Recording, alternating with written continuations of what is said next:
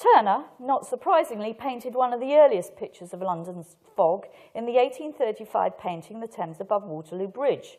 Turner, as a true-born Londoner, is advertising his familiarity with London's air problem by putting smoke and atmospheric pollution at its centre.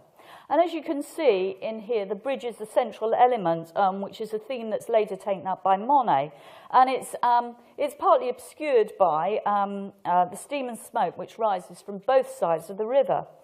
Here we see a shot tower, I think you can just about see it, which was constructed in 1826.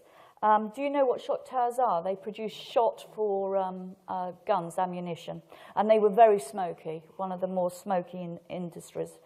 But it's barely visible, as you can see, as are the various industries on the Lambeth side of the river.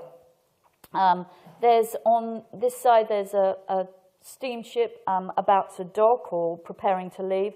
It's black smoke thrusting up to join the kind of swirling arc of smoke there. William Rodner sees this painting as a potent essay on the energy and complexity of modern polluted urbanism.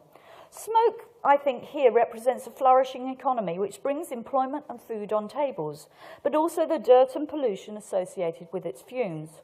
All seems to be tainted by a sulfurous yellow,